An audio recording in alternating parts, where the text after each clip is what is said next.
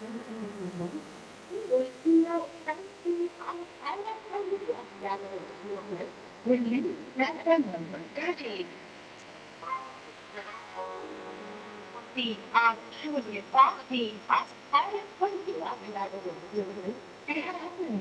একটা নতুন ব্লগ নিয়ে আবার শুরু হয়েছে। আজকে প্রথম ভিডিও।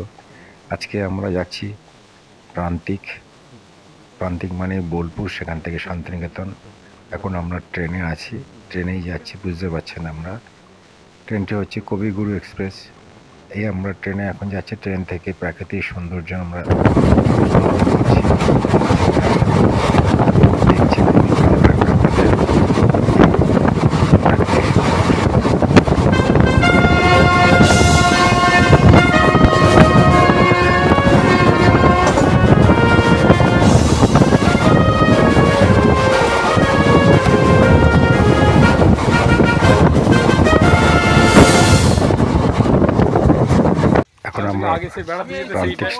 প্রান্তিক স্টেশন থেকে আমরা এখন যাব আমাদের গেস্ট হাউসে। তো এখন আমরা হেঁটে যাচ্ছি এই স্টেশনের বাইরেই অটো স্ট্যান্ড বা টোটো স্ট্যান্ড আছে। আমরা সেখান থেকে টোটো করে যাব আমাদের প্রান্তিকে যে গেস্ট হাউস আছে সেই গেস্ট হাউসে। আমরা এখন টোটো ধরে গেস্ট হাউসে এসে গেছি। এই গেস্ট হাউসে আমাদের যে রুম, সেই রুমটা হচ্ছে এইটা। মোটামুটি সব কিছু জিনিস আছে। সোফা আছে, সেন্টার টেবিল আছে, টিভি আছে, এসি আছে, এছাড়া একটা ওভারড্রোভ আছে, গিজার আছে, সবই এখানে আছে। তো এটা হচ্ছে আমাদের ড্রয়িং রুম। এই ড্রয়িং রুমে এখানে হচ্ছে তার আছে, এটা সোফা আছে, সেন্টার টেবিল আছে, টিভি আছে, এখানেও এসি আছে। এখানে বসে গল্প করা যায় এবং ভালো সময় কাটবে। এখানে আমরা অনেকক্ষণ ধরে সময় রাত্রেবেলার দিকে আড্ডা মারতাম। এখান থেকে আমরা ডিনারে যেতাম। প্রথমে দেখানো হয়নি, এটা হচ্ছে আমাদের যে বাংলো।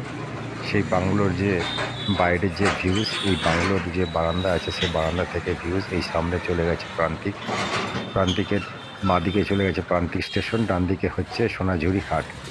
এই হচ্ছে আমাদের বাংলো। এই বাংলোর নামটা হচ্ছে খোয়াই বিশ্রামাগার। এই হচ্ছে খোয়াই, এই আমাদের বাংলোর চারপাশটা সুন্দর করে সাজানো গোছানো, খুব মনোরম পরিবেশের মধ্যে বাংলোটা আছে। এখানে যেহেতু শান্তিনিকেতন খুব ভিড় এবং প্রচণ্ড টুরিস্টের চাপ এখানে যেহেতু নেই, ফলে এখানে ফাঁকা এবং বেশ কিছু রেস্টুরেন্ট আছে। সেখান থেকেই এখানে ভালো লাগবে। প্রাকৃতিক সৌন্দর্য খুব ভালো এবং খুব ভালো পরিবেশ। এবং এই বাংলোর পরিবেশের চারিদিকে কিছু স্ট্যাচু করা আছে। এটা দেখতে খুব ভালোই লাগবে। এখন আমরা যাচ্ছি সোনাঝুরি হাটে আমরা পৌঁছে গেছি।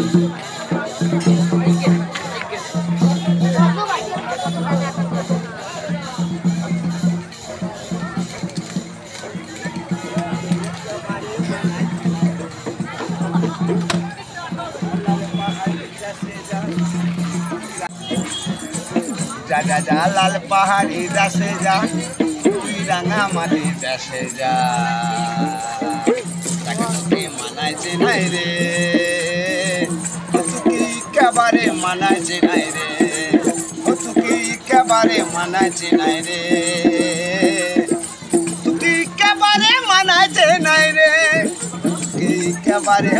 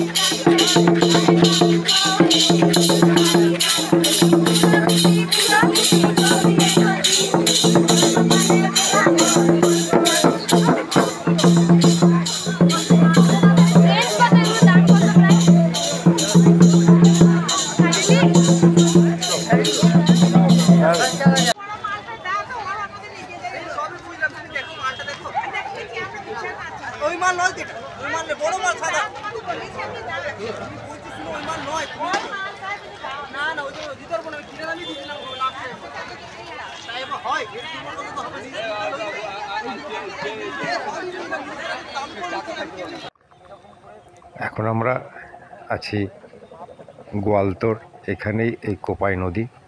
আমরা এখান থেকে আমাদের বাংলো থেকে টোটো করে এখানে এসছি। এটা প্রায় টোটো বাংলো থেকে এই গোয়ালতোর 5-6 কিলোমিটার মতো ডিস্টেন্স হবে।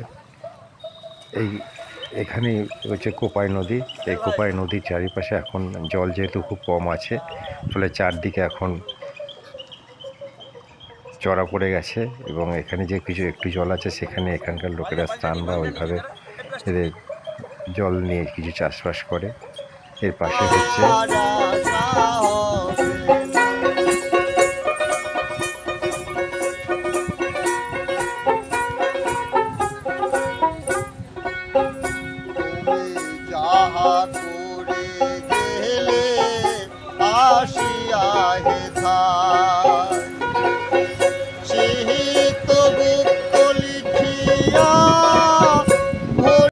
খোয়াই নদীর পাশে একটা মন্দির আছে। এই মন্দিরের পাশে একটা বটগাছ আছে, অনেক পুরনো বটগাছ। দেখে মনে হচ্ছে সেই বটগাছের পাশেই হচ্ছে খোয়াই নদী।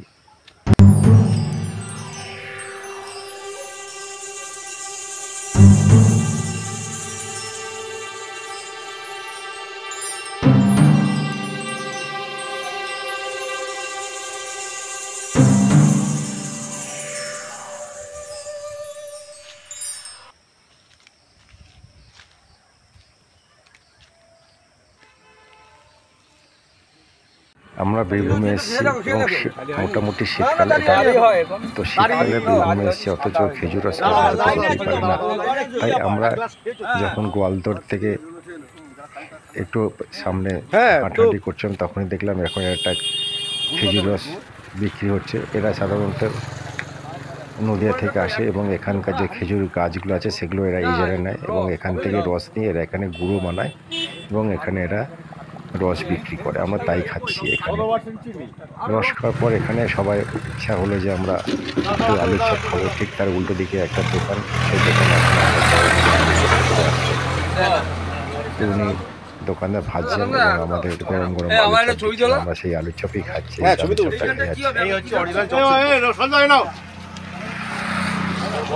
এখন আমি শান্তিনিকেতনে যে মিউজিয়াম আছে সেই মিউজিয়ামে এখন আমরা দেখতে যাচ্ছি। এই হচ্ছে সেই বাড়ি যেখানে মিউজিয়াম আছে এবং এইখানেই রবীন্দ্রনাথ ঠাকুরের প্রাপ্ত যে নোবেল সেখানেই রাখা আছে। আমরা সেখানেই যাচ্ছি।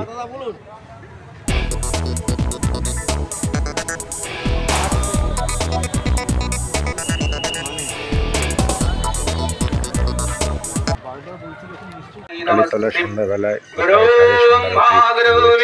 গুরুদেব মহেশ্বর পরম ব্রহ্ম তস্मै শ্রী গুরবে নমঃ। অখণ্ড মণ্ডলকারং ব্যক্তং জ্ঞান চরাচরং তৎপদং দর্শিতং যেন তস্मै শ্রী গুরুদেবায় নমস্তুতে। ওম খলবং স্থূলতুলং গজেন্দ্র বদনং লম্ভোদরং সুন্দরং পুষন্দ বন্ধ গন্ধুল বুধুবেলল ঘণ্টা।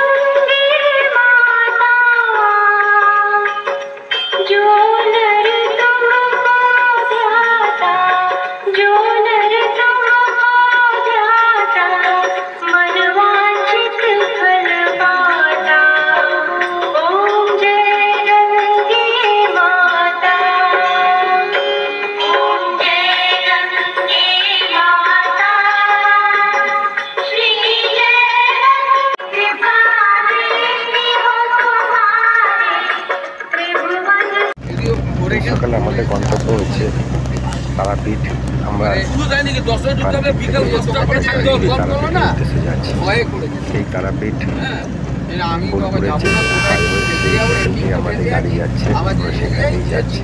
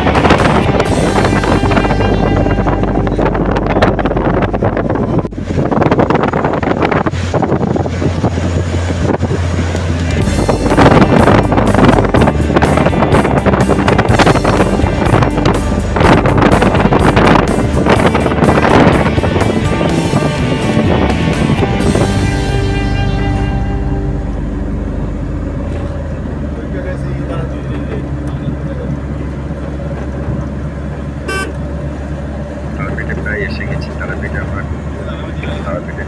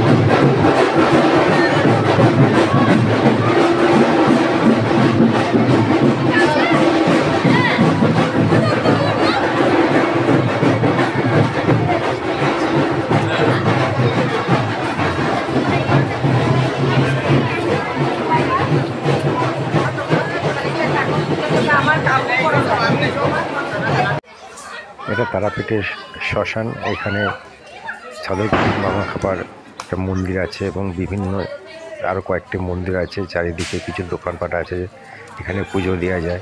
আমরা সেখানেই আছি এবং সেখানেই দাঁড়িয়ে দাঁড়িয়ে আমরা এখান থেকে কোপাইয়ের ধারে যাব। সবাই মিলে আমরা পুজো দিচ্ছি এখানে।